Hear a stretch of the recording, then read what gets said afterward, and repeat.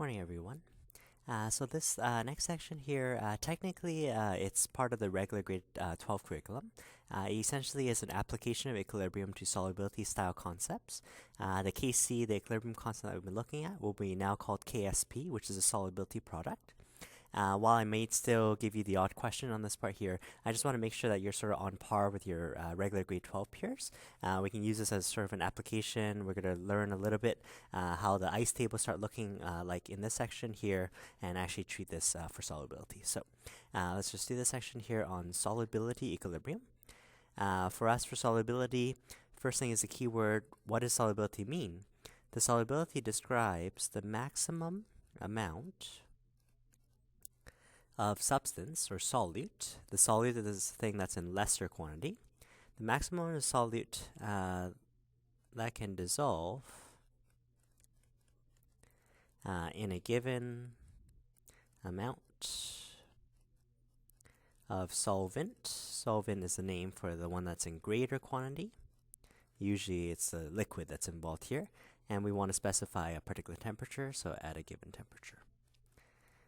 So back in grade 11 here, we sort of introduce this here. We start off with a beaker, right? We have a certain amount of volume here. We can have a salt that's soluble. So let's say NaCl, right? Table salt here. It is soluble. Until you drop it in water, it's fine being solid. But if I have a salt that's categorized as soluble, it means this one here dissolves very well. So you throw it in, that part there dissolves. You throw in a little bit more, that part there dissolves. Keep throwing it in, keep throwing it in. Because it dissolves so well, we expect this beaker here to get very, very salty. Eventually, you're going to hit a situation where you're going to throw in extra table salt, and that table salt here is just going to sit around at the bottom here, and that part there will actually be known as a precipitate. In this case here, it is going to be known as a saturated solution. The word saturated means it's containing the max amount, right? It's completely filled up. You can't handle anymore. Basically, it's saying these particles here that we're dissolving, they start filling in the gaps left behind by the liquids that are slipping and sliding past each other here. We basically filled in all those pores here. We've completely maxed it out. More on this in a second here. When we compare something that's soluble versus something that's low soluble or insoluble, both words for that there. Insoluble means it doesn't really dissolve very well. So let's take, silver chloride as an example. Silver chloride, sure, outside of water it's a solid. You might be able to get a smidgen dissolve, right? Every chemical would dissolve to some degree, but it doesn't take much beyond that one there, and that one would have crystallized out again. So what I want to show you in this example is we can form a saturated solution. A saturated contains this maximum amount present. You can reach it from both soluble and low soluble. The only difference is how much before it happens. The solubility chart that we briefly looked at last year essentially said soluble means you can dissolve more than 0.1 mole per liter at 25 degrees. So anything under that, even if I dissolve 0.09, I'm going to refer to you as low soluble here, but everything can get to this saturated mixture here. What I want to do here is actually just qualify a little bit here. When we say saturated, we actually mean we are in solubility equilibrium. So equilibrium, in this chapter, we're thinking forward rate and reverse rate here. We are only going to look at solutions that are made from starting off with a solid and dropping them into liquid. You can assume the background liquid is going to be water, so therefore you can use AQ as a shorthand. So I'm going to drop my solid in here. Depending on the solubility of it here, the particles here start breaking off. So one reaction when I'm at equilibrium, definitely we're going to say the rate of dissolving. That's going to be the forward reaction. The rate of breaking apart, that's going to happen for a while here. As long as we're still soluble, any solid that I toss in just keeps dissolving. When I hit saturation, however, when I actually have leftover material, what's ending up happening is the crystallization is also occurring. Some of these particles, those dissociated ions, are actually coming back out, and they're recrystallizing or they're becoming precipitates again. So that's actually the reverse reaction. We're going to call that the rate of recrystallization. Right, the rate of reforming this crystal, because for equilibrium here, the rates have to equal. That still is true here. So even though when you look at a saturated solution outwardly, macroscopically, the solid is just sitting there. Microscopically, if you can tag the number of particles, the particles are constantly jumping into solution, just as particles in solution are jumping back out. So we're going to see examples of this later on. Just by convention, we usually put the solid on the left side. So let's say I have a saturated solution of NaCl, at first it was all dissolving. So NaCl, it's breaking up, becoming Na plus and Cl minus. I'm going to say aqueous for the ions there. That's the dissolving rate. As long as we weren't saturated here, more dissolves, we're going to keep adding it until stuff recrystallizes out. When it recrystallizes out, it tells us that some of the ions, these particles are colliding with the right energy, right geometry to actually recrystallize. Once these two rates end up being equal, we have a situation called saturation. Just a quick note here, in regular Chem 11, we used to say saturation exists at the moment the first crystal actually appears. In this case here, because we know the concept of equilibrium, you can actually definitely have undissolved material present. So saturated solution, although that means equilibrium, you'll definitely have to have undissolved material present. Because we need to still have some solid that's willing to dissolve, I need to have both reactants and products still present so that I can have still a forward and reverse reaction. So when a solution has dissolved the maximum amount of substance, it is said to be saturated. Again, we push it a little bit past that limit here. You actually already have undissolved material. It's been sitting there, but you actually let it settle into equilibrium. Once the solution is saturated, any further addition will simply accumulate as undissolved solid. Here you may have more or less solid as you drop in the powder, but remember the concentration of solid doesn't change. You can show the solution is saturated by writing this equilibrium. So they're using silver bromate as an example. We talked about here the forward reaction is the dissolving reaction. That's the forward reaction rate. The reverse reaction here is recrystallizing as long as these two rates here end up equaling. So that's going to be your equilibrium. So above equilibrium can be interpreted as dissolving, forward, recrystallizing. Solubility equilibrium exists when, again, forward rate equals reverse rate. The dissolving rate, the rate at which the leftover precipitate here is breaking off into powder, and the powder is actually recrystallizing out at exactly the same speed at the recrystallizing rate. And again, just for convention, we always put the solid on the left side. As we start dealing with how do we make these solutions here, even if I mix two ions together and they end up forming a solid, I'm going to still end up putting a solid on the left side. So first style of these questions here is to determine or calculate this solubility. Calculate this maximum ability if I tell you which salt it is and I also tell you how much can maximally dissolve. Once the mass of substance present in 1 liter has been experimentally measured, it's straightforward to calculate the solubility. Solubility talks about an amount versus a volume. Solubility could be measured, the way they describe it here is currently grams per liter or grams per decimeter cube. We are going to see later on we want to convert it over to moles. If I want it actually moles per liter, it looks like molarity right now. What we would end up needing is actually the molar mass. I need to divide out grams, get moles, and then end up with moles per liter. So it's experimentally found that we have 1 liter of saturated solution. Let's start off. Our saturated solution will have a ton of undissolved material. You've maxed out. Pretty much we're focusing mainly in the solution, and we're saying, well, the solution can't handle dissolving anymore. What they've done here is they've evaporated off all the solvent. So by drying this saturated HEBrO3, they have a sort of a leftover beaker here, and they find, oh, there's actually 1.96 grams of HEBrO3 by the time you hit saturation. It's at this point that I just hit the solubility limit. That's when you stop. We want to calculate the molar solubility, which basically is solubility re-expressed as moles per liter. So let's just try it out here. Let's find the molar solubility. You managed to dissolve 1.96 grams. The molar mass of this one here, check my work here, 235.77 grams for a given mole. That would cancel out. And I need to figure out, well, that's how much grams can maximally dissolve in 1 liter. I basically then want to just divide it by 1 over 1 liter there. I'm going to calculate this through for you here. 1.93 1.96 divided by 235.77 gives me a really, really tiny number, 8.31 times 10 to the negative 3. Although you could say capital M like this, first thing IB doesn't like that. And in this case here, it actually makes a little bit more sense if you just treat it as moles per liter. This actually tells us not only is the concentration of the salt going to be this actually says you can actually dissolve 8.31 times 10 to the negative 3 moles of this HEBrO3 per 1 liter of solution. So what I want to show you here is, yes, while the concentration of this solution here might very well be 8.31 times 10 to the negative 3 molar, you can also think of that as, well, I actually do have a liter, and you've actually managed, as you started dropping in powder, sure, we did it in grams, we had to work through molar mass, but we actually can drop in this much for every given liter. At this point here, once we're saturated, once we hit this equilibrium, the dissolving rate and the reverse rate are sort of matched up, we can actually define the Kc again, the equilibrium constant. So we're going to call it the solubility product constant here. This is the very same equilibrium constant we've been dealing with. Only temperature changes this guy here is Kc. We're just going to call it Ksp because we're going to see it's going to be the product of the soluble ions. So let's consider dissolving calcium carbonate in water. This is one way of making a saturated solution. So calcium carbonate is actually just chalk. So you take calcium carbonate. At first, none of it has dissolved, right? Give it a chance here. Some of the powder here is going to start breaking up. We start off with CaCO3, again, solid, always on the left side. First, what's going to happen is it's going to dissolve. We're going to form calcium ions and carbonate ions in a 1-to-1 ratio. These ones here are aqueous ions.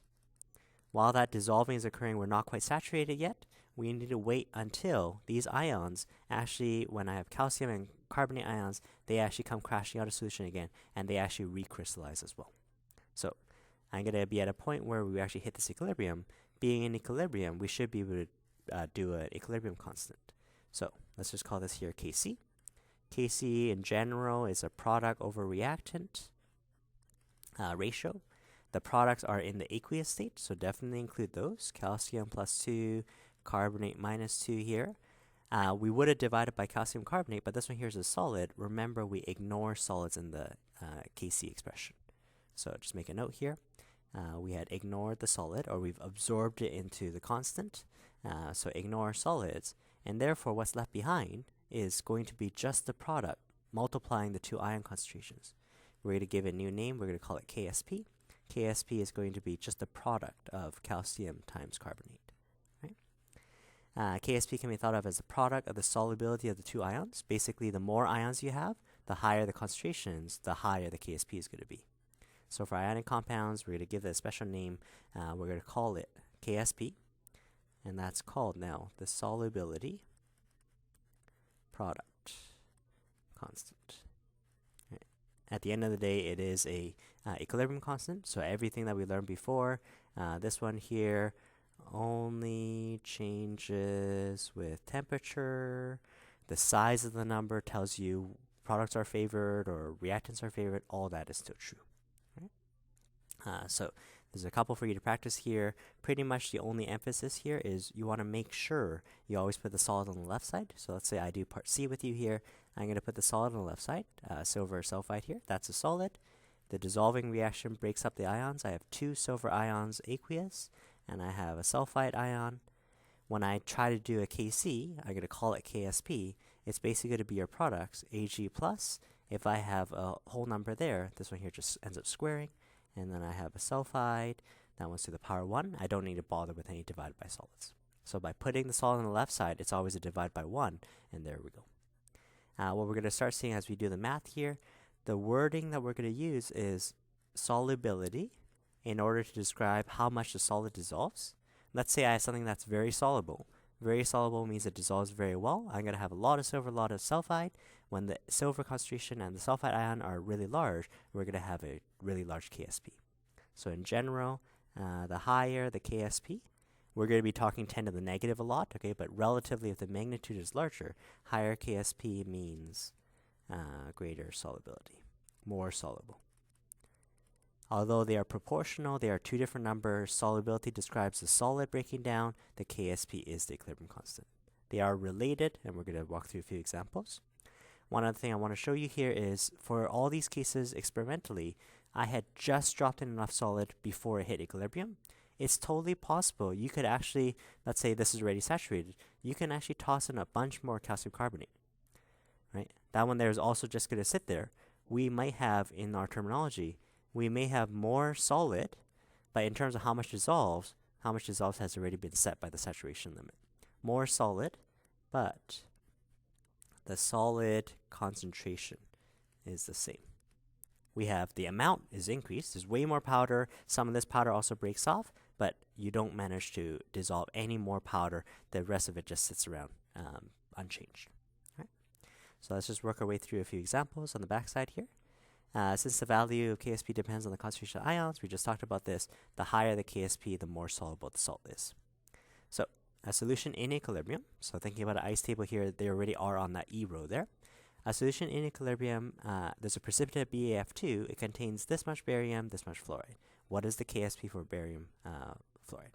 So first thing, I can draw a picture here. They tell me I'm in equilibrium. That means I'm saturated. I have a maximum amount. I have some barium fluoride here just sitting there.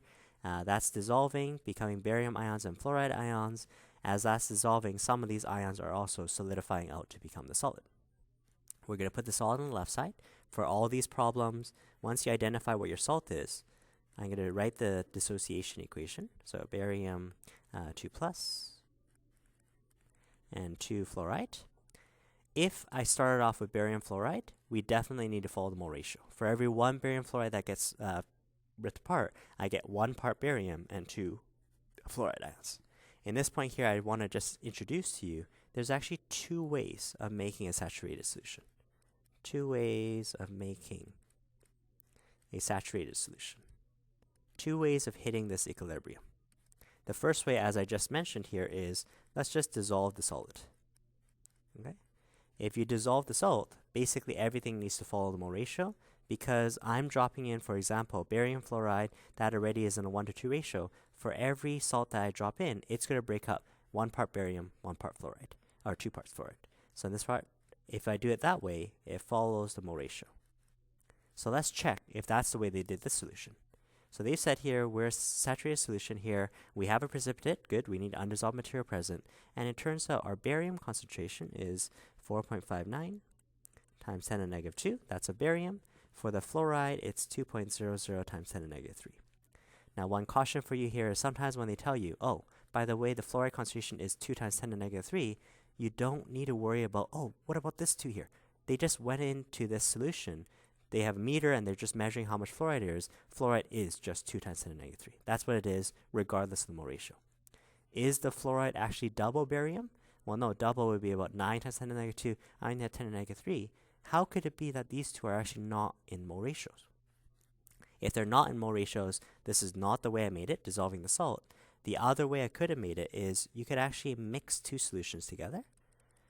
There's an added sort of dilution part to our calculations there. But you can imagine, let's start off with a solution that has barium inside. And let's have another solution here which has fluoride inside. Again, there would be counterbalancing positive ions as well. But you toss them together, eventually you're going to have a mixture that has barium and fluoride. If the concentration gets to be too high, they're going to solidify out. They're going to end up hitting a saturated solution. In this case here, it does not follow the mole ratio. So how do we know what it's going to be? In this case here, they gave you the numbers. They don't follow mole ratio. This must be how you did it. Because the barium came from its own solution, the fluoride came from its own solution here, I don't need to follow that 1:2 ratio. However, they've given you the answer anyways. They've said, okay, even though I didn't follow the mole ratio, this means I ended up mixing 2 solutions together. I'm going to write the dissociation, also write out the KSP expression. So even though I have the numbers, I'm going to still show you it's the product of the soluble ions, barium multiplied by fluoride. The numbers go up into the power there, right? And if I have those numbers at equilibrium, I just take these 2 numbers and I crunch through the math. 4.59 times 10 to the negative 2. The fluoride is 2.00 times 10 to the negative 3, all squared. And that gives us here, what is the equilibrium constant? 4.59 e negative 2 times 2e negative 3. You need to square that part there. And I'm getting here 1.84 times 10 to the negative 7. KSP is KC, so basically it should be dimensionless here. It's best to say no units. You'll notice that this constant here is much, much smaller than 1, so definitely the reactants are favored. Even though we don't really worry about the solid concentration, the amount of ions that we have in comparison to the solid is very, very low, but still we can make a relative comparison. If another salt had 10 to the negative 9, that's even tinier, it's even less soluble. This KSP is a measure of how well it dissolves. Right? Let's try the next example here. What is the magnesium ion concentration in a saturated solution of magnesium hydroxide? Again, when you know what the salt is, write out 2 things for yourself. One is the equation, magnesium hydroxide dissolving to become magnesium ions hydroxide ions, and then write out the KSP expression. And then I'll go back and reread the question what they wanted. All right. So they want to know what is the magnesium number. given that the KSP is 5.6 times 10 to the negative 12. So KSP here, I have it on the right-hand side. They actually give you this number 5.6 times 10 to the negative 12. It looks like we don't have enough information. Actually, in regular Chem 12, they might not even need to give you the KSP in the question. You'd actually look at your data tables to actually find what that KSP value is. Okay, but here we go. We have a sort of saturation solution. There is one way of doing it that follows a mole ratio, one way that doesn't follow a mole ratio. This time, they didn't specify, right? So why don't you choose a way that's easier? The easier way, I would say, is if it follows a mole ratio. So let's pretend I can dissolve X amount of magnesium hydroxide. That's actually where your number for solubility will always go. It would have to be a molar solubility, so I can end up doing mole ratio. So let's just follow this mole ratio here. If I dissolve X amount of MgOH2, it's a 1-to-1 ratio of magnesium, twice the amount of hydroxide. So I'm going to get X of magnesium and 2X worth. It's going to follow the mole ratio. And in general, anytime you have placeholders for the ion concentrations, we already are at equilibrium, so you can sub it directly into this expression here. So if you take a look at what happens to the math here, X represents the amount of magnesium in solution. The hydroxide has already been doubled when we follow the mole ratio. That was the easier way of doing it. So this becomes 2X. Do I still need to square it? Definitely, right? So effectively, I actually multiply by 2, and I also end up squaring it as well. So let's just try just the right-hand side here. And if I have 2x all squared, that becomes 4x squared times x. That becomes 4x cubed. So let's just clean this up a little bit here. 5.6 times 10 to the negative 12 is equal to 4x cubed. Let's solve our way through for x. So 5.6 e negative 12 divide 4 with the cube root. And this one here gives you 1.1 times 10 to the negative 4.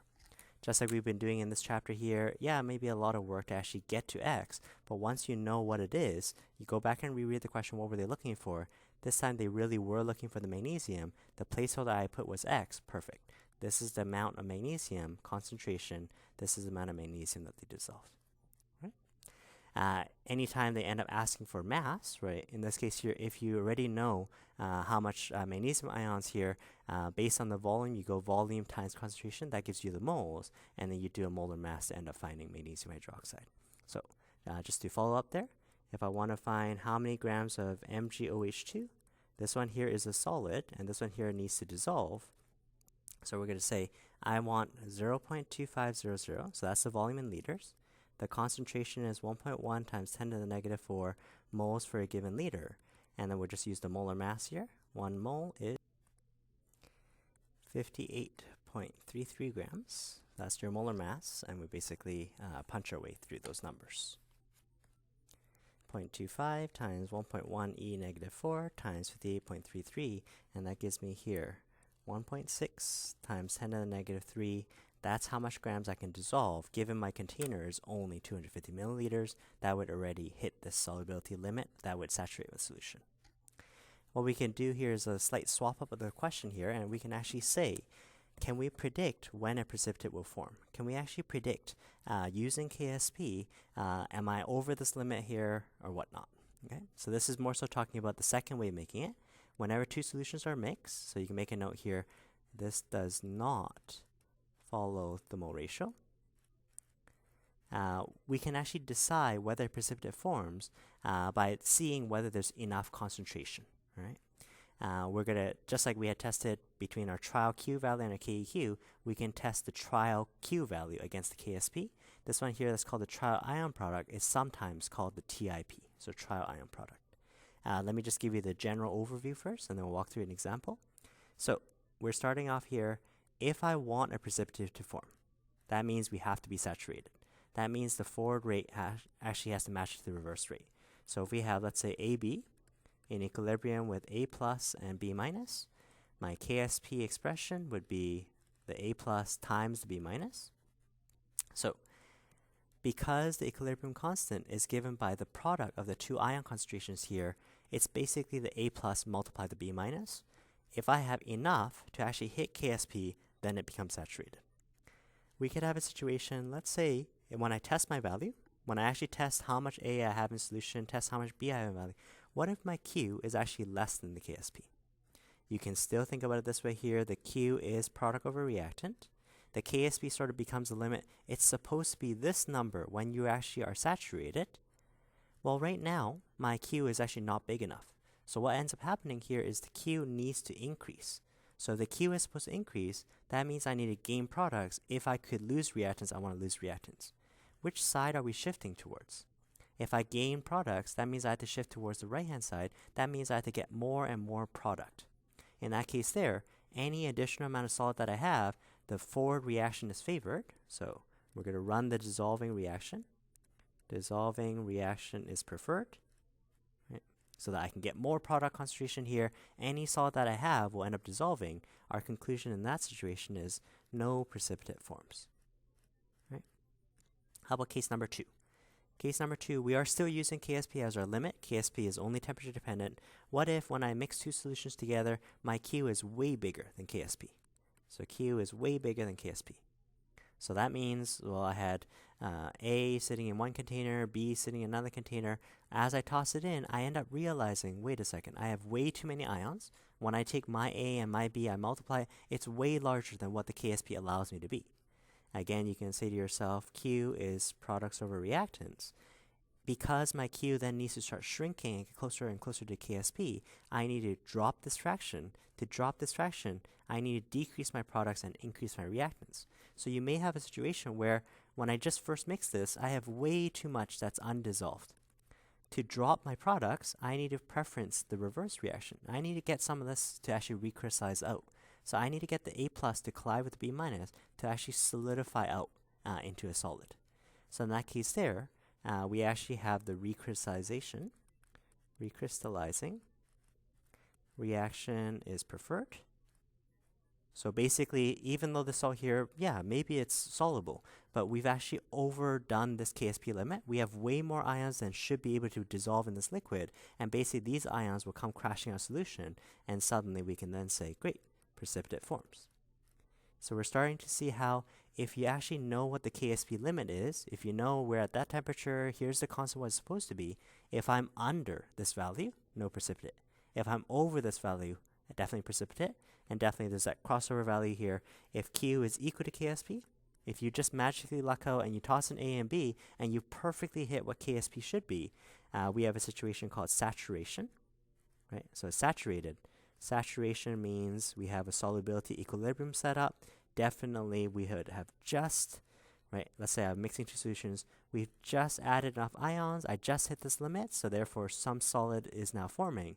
And now we have a saturated solution that now contains the maximum amount of dissolved solute. The dissolving reaction would now be matched up with the recrystallization reaction there. So in this case here, you can make a conclusion. Your precipitate just forms. Now, one other side note here that isn't immediately obvious, because we are dealing with a sort of mixing style question, there will need to be a dilution, a C1V1, C2V2 involved. But nonetheless, after you figure that part out, you just test it against KSP. If it's less than, no precipitate. If it's more than, precipitate. Right? So let's just try through a few problems here. Will a precipitate form when I mix these two solutions together? First thing, I'm mixing solutions. So again, this one here will not follow mole ratio. The only times it follows mole ratio is if I start off with a solid and I let the solid just spontaneously break up. So in this case here, they start off with 5 milliliters. I'm going to start off with a picture if we can. 5 milliliters of 6.0 times 10 to the negative 5 molar. This one here, they just tell you that's the concentration of silver. I can't have a pure solution of just silver ions, so I know there's some counterbalancing ion. It just doesn't interfere in this case. It's a spectator. What I'm going to mix it together here is I'm going to mix it with 10 milliliters. So I got cut off here. 4.2 times 10 to the negative 6 molar. That's actually your chloride concentration. So we're mixing silver from one solution, the chloride from the other solution. Because these are totally independent of each other, there's no reason for the silver to actually follow the mole ratio. There we go. We drop it in together, 5 into 10. The overall pool becomes 15. So even before you try testing against KSP and testing whether precipitate forms, first thing I need to do is the dilution part. So in a dilution, I'm going to do a C1V1, C2V2 on the silver side. And I'm going to do a similar dilution for the chloride side. C1V1 equals C2V2. So let's just try it out here. My C1 used to be 6.0 times 10 to the negative 5. My volume is 5 milliliters. Careful, the final volume, the V2 in both these cases, I'm sitting in a pool that's 15. So therefore my V2 in both of these situations is actually 15. So on the other side here, we have 4.2 times 10 to the negative 6. My V1 is 10, is equal to my C2. Again, the pool that I'm in is currently 15. This part here is just review from grade 11, right? So there's nothing to do with KSP or equilibrium or anything like that. It's just mere, because there is a dilution involved, I need to know, now that I'm in a bigger pool, what's my new concentration? My silver concentration upon dilution, it's actually only 2 times 10 to the negative 5, right? It's dropped by a factor of 3. Similarly here for the chloride concentration, so Cl minus, so 4.2 E negative 5 times 10 divided by 15. 10 to negative 6. So let me correct that here. 4.2 times 10 to negative 6 times 10 over 15 gives me 2.8 times 10 to the negative 6 molar, right? So these are your new diluted concentrations. They don't follow the mole ratio. I mix them from two totally separate solutions. But once you know the Ag and the Cl, let's test what our TIP, what our trial ion product is in comparison to KSP. So now we're going to deal with the saturation bit. So I know the solid that potentially could form is AgCl. I'm going to write out just the dissolving reaction and just the KXP expression, Ag plus and Cl minus. Again, I'm not expecting them to follow the mole ratio, but I now know the silver amount is the 2.0 times 10 to negative 5. The chloride amount here is the 2.8 times 10 to negative 6. And now if you ever have these two numbers, remember you can punch them directly into the KSP. So let's try that out here. 2.0 times 10 to the negative 5, multiply it by 2.8 times 10 to the negative 6, gives you 2e negative 5, multiplied by that again, and I'm getting here 5.6 times 10 to the negative 11. This one here is not actually KSP, because these were just my random amounts here. You can call it Q, right? This is just my test value. What should my KSP actually be? They tell me at this temperature the KSP is 1.8 times 10 to the negative 10. So this number is what it should be by the time a precipitate just forms. In this case here, my conclusion is, oh, my Q is actually less than what the KSP is, and the conclusion there is we have no precipitate. So not only did I mix two solutions together, yes, there was a dilution. Even though silver chloride is supposed to saturate, it's supposed to precipitate back out, but really the ion concentrations right now, they aren't high enough to hit the KSP limit, so all those ions would be dissolved. If you increase the silver a little more and the chloride a little bit more here, once I hit KSP, there definitely would be a precipitate. All right? So there's another sample question. I'll leave you to practice this middle one here. I'm going to do one last one. There's another way of just sort of setting this up. Same style of question. In this question here, it says, what chloride amount is required to just start precipitating HCl from this solution here? So let's just start off with a picture. We're starting off with a solution. This solution here is 3.6 times 10 to the negative 3 molar. Again, I'm just emphasizing the ion that matters, which is the silver. The question here is, what if I could drop in chloride, just randomly? I know eventually this silver chloride, if that number is high enough, it's going to start saturating out. But I want to know how much chloride am I able to add before that saturation happens. So again, like always, what we're going to try to do, start off with a solid. AgCl is in equilibrium. We get Ag plus and Cl minus, KSP. This is always what I begin with. Show the reaction and show the KSP expression. And then start working your way through the numbers. So for my silver number they gave me is this 3.6 times 10 to the negative 3. That's the amount of silver that I have. I had one way where it followed the mole ratio. If that's 3.6, then the chloride has to be 3.6. In this case here, again, because the chloride comes from a totally separate solution, there's no reason to follow the mole ratio. So mixing does not follow mole ratio. Right? So I'm out of luck on that front. So there's just an unknown here. There's just going to be an x value here. Whenever you have these two numbers, you can punch them directly into the KSP expression. So the KSP, what is it supposed to be? Like we said earlier, KSP is supposed to be 1.8 times 10 to the negative 10. We're going to go 1.8 times 10 to the negative 10. The silver concentration should be 3.6 times 10 to the negative 3. And the question is, what should the x be until we actually hit this KSP? Again, the KSP becomes a sort of marker. When I hit this limit, the precipitate just forms. And that's going to be when I stop. Precipitate forms. So therefore, I'm going to solve my way through for x. the x is equal to 1.8 e negative 10 divided by 3.6 e negative 3. This one gives you here 5.0 times 10 to the negative 8. Always go back and double check. What were they asking for again? They were looking for the chloride concentration. Perfect. I just put x in for that chloride concentration. Just for kicks here, if I just wanted to do a follow-up here, what mass of sodium chloride is needed for a 125 ml solution? Just sort of following up with that question. If I know the concentration of chloride should be this, whoa, why did they suddenly put in sodium chloride? Well, again, I'm going to never have a bottle of just pure chloride ions. Negative ions would be totally unstable. It would need to have a counterbalancing ion here. I'm saying the counterbalancing ion for me actually comes from NaCl. If you just do it as a mole ratio here, if the chloride is supposed to be 5.0 times 10 to the negative 8, because the chloride would have come from this NaCl, this does follow mole ratio. The NaCl would have to be 5.0 times 10 to the negative 8. Again, you can say molar. That's the concentration. This is the concentration in solution. Or you can say it's that many moles I dissolved per liter. Right. Now, I don't quite have a liter. I only have 125. So I'm going to take 125. I'm going to multiply this concentration. And anytime they want mass, you need to do molar mass. So just finish this question for you here.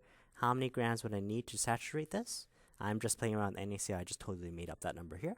I'm going to convert the 125 to liters, 0.125 liters. I'm going to multiply it. The concentration is 5.0 times 10 to the negative 8. I can show you that moles per liter if you like. And then I'm going to do the molar mass. So we have NaCl. Na is 22.99. Add Cl, 35.45, gives me 58.44 grams for a given mole. 0.125 times 5e negative 8 times 58.44 gives me 3.7 times 10 to the negative 7 grams. So a really, really small fraction. Well, because I have a really tiny solution and the concentration didn't need to be all that big before I end up hitting the limit. Just a tricky in wording here.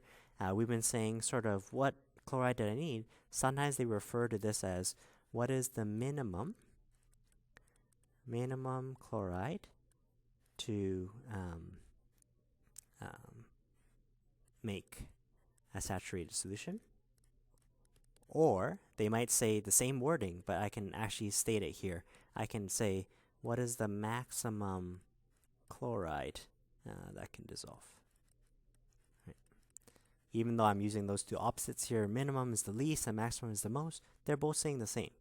It's how little does it need to be so that it saturates, or when I hit this chloride limit and it starts saturating and you can't get beyond it, it's actually saying the exact same number. While I'm at it here, I just want to indicate one last thing as well. I want to just get back to a little bit of the Le Chatelier stuff here. This guy here is called the common ion effect. Sometimes what we want to do is we want to change the solubility. So let's take this first equilibrium again. So I have AgCl, I have Ag+, and I have Cl-. The KSP is given by the silver multiplied by the chloride. So currently here, I'm already saturated. So currently I have AgCl, it's a solid. The dissolving is equal to the recrystallizing. All that's happening, so saturated. All right, let's say what I want to do this time is I want to actually increase the solubility. I want to make the salt here dissolve better. Which way do I want it to shift to increase the solubility? Solubility describes how well it dissolves. I want it to actually shift to the right. What can I do to shift right? Now the most natural thing is, oh, easy, increase the AgCl. Only problem here is the AgCl is actually a solid. Because it is a solid, this one here, the solids have constant composition, they won't actually change. So adding AgCl, you might literally have more powder of AgCl, it's solidified out, but it's not going to end up dissolving any better. Adding AgCl does not shift the equilibrium. So that doesn't work. Right? Solids have a constant composition. What you can do, however, is you can actually precipitate out the Ag and the chloride. For example, I can add I- in some solution. The I- would taper off some of the Ag and make that AgI. Now that the silver concentration has actually gone down, if I pulled that common ion down, yes, I can end up shifting it to the right. Maybe I can, so that doesn't work. I can shift right by precipitating Ag plus or Cl minus, or vice versa. I can do a common ion effect. What if I added something that contains silver? So let's say instead of adding the iodide, let's add in AgNO3. Again, you'll say, well, where did that nitrate come from? This is just a salt, and this one here generates extra silver ions. In that case, again, that is an ion in common. If I have a high silver concentration, that's going to shift it over to left. It's going to make less and less of this dissolve. So we can do all the Le Chatelier stuff here. Temperature also works, right? If you increase or decrease temperature here, you're basically shifting this equilibrium and making things either more soluble or less soluble. So if you have any questions, just let me know. Thanks, guys.